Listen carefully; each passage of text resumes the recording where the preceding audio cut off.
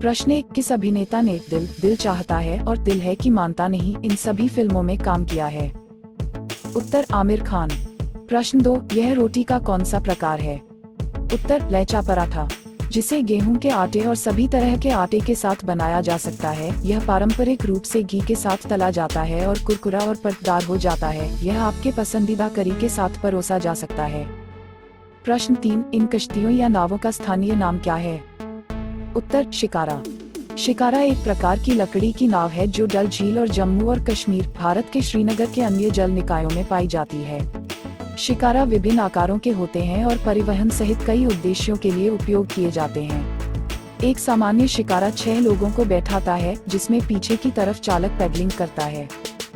प्रश्न 4, डंक और ड्रिबल जैसे शब्दों का इस्तेमाल किस खेल में किया जाता है? उत्तर, बास्केटबॉल। प्रश्न 5, मसाबा गुप्ता, तरुण तहिलियानी और ऋतु कुमार इन सभी ने इनमें से किस पेशे में प्रसिद्धि पाई है? उत्तर, भारतीय फैशन डिजाइनर। प्रश्न 6, भगवान विष्णु के किस अवतार ने कालिया मर्दन और पूतना वध किया था? उत्तर, श्री कृष्ण। प्रश्न 7, इस ऑडियो क्लिप में किस बीमारी की रोकथाम के अभियान के बारे में बात हो रही है? उत्तर, ऑडियो प्रश्न में अरविंद केजरीवाल जी की आवाज थी, जिसमें वो डेंगू के रोकथाम बता रहे थे। प्रश्न 8, भारतीय वायुसेना के इस एरोबेटिक टीम का नाम क्या है? उत्तर, सारंग। भारतीय वायुसेना की हेलीकॉप्टर एयर डिस्प्ले टीम है जो 4 संशोधित HAL ध्रुव हेलीकॉप्टरों को उड़ाती है, जिन्हें एडवांस्ड लाइट हेलीकॉप्टर ALH के रूप में भी जाना जाता है। प्रश्न 9, लुम्बिनी किस धार्मिक महापुरुष की जन्मभूमि है? उत्तर, गौतम बुद्ध।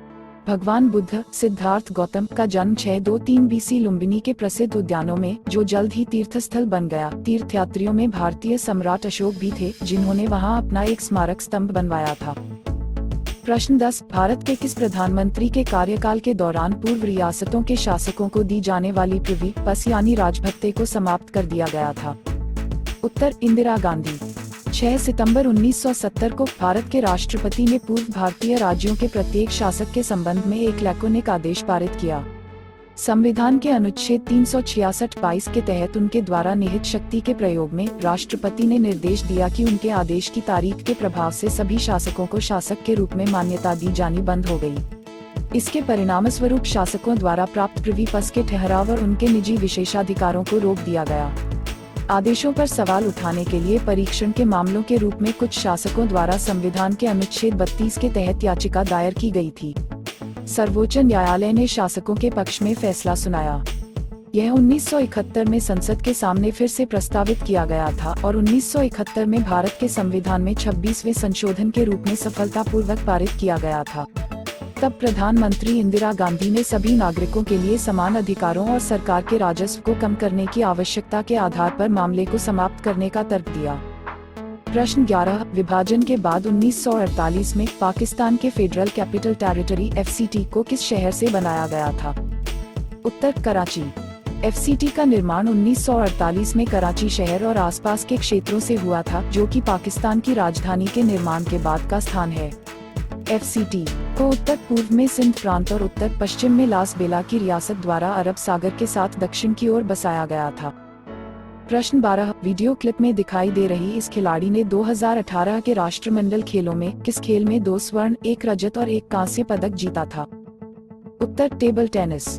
मनिका बत्रा, जन्म 15 जून 1995, एक भारतीय टेबल टेनिस खिलाड़ी हैं। जनवरी 2019 तक वह भारत की शीर्ष क्रम की महिला टेबल टेनिस खिलाड़ी हैं और दुनिया में 47वें स्थान पर हैं।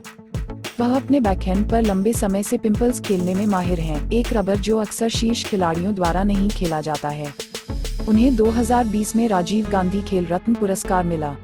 प्रश्न 13, किसने गांधी जी को लिखे एक पत्र में बंगाल में हुए 1947 के सांप्रदायिक दंगे को सफलतापूर्वक नियंत्रण करने के लिए उन्हें वन मैन बाउंड्री फोर्स कहकर संबोधित किया था?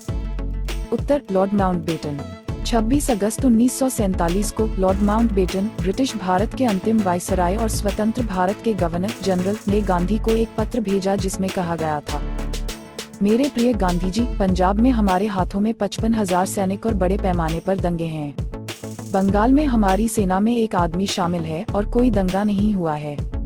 एक सेवारत अधिकारी के साथ एक प्रशासक के रूप में क्या मुझे वन मैन बाउंड्री फोर्स में अपनी श्रद्धांजलि देने की अनुमति दी जा सकती है? प्रश्न 14 2024 तक पहली महिला और अगले पुरुष को चंद्रमा पर उतारने के लिए अमेरिकी अंतरिक्ष कार्यक्रम का नाम किस यूनानी देवी के नाम पर रखा गया है? उत्तर आर्टेमिस।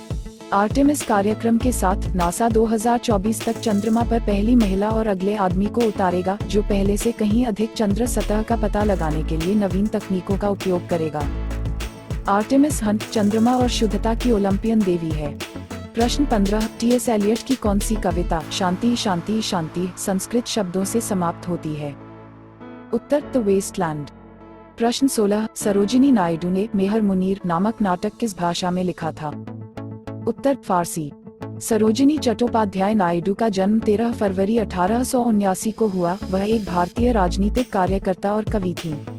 नागरिक अधिकारों, महिलाओं की मुक्ति और साम्राज्यवाद विरोधी विचारों के समर्थक, वह औपनिवेशिक शासन से स्वतंत्रता के लिए भारत के संघर्ष में एक महत्वपूर्ण व्यक्ति थी। एक कवि के रूप में नायडू के काम ने उन्हें महात्मा गांधी द्वारा नाइटिंगेल ऑफ इंडिया के लिए सम्मान दिया। उन्हें रविंद्रनाथ टैगोर ने भारत कोकिला कहा था। उनकी मृत्यु 2 मार्च 1949 को हुई। सरोजिनी नायडू ने 12 साल की उम्र में लिखना शुरू किया था। उनके नाटक मेहर मुनीर को फारसी में लिखा गया था, जिसने हैदराबाद के राज्य के निजाम को प्रभावित किया। वह 5 भाषाओं में पारंगत थी: हिंदी, अंग्रेजी, फारसी, उर्दू, तेलुगु और बंगाली। उन्होंने 12 साल की उम्र में कल्पना लिखना शुरू कर दिया था। मद्रास विश्वविद्यालय से मैट्रिक की परीक्षा देने के बाद उनके पिता चाहते थे कि वह एक गणितज्ञ हों, लेकिन सरोजिनी नायडू ने एक कवि बनने की इच्छा व्यक्त की।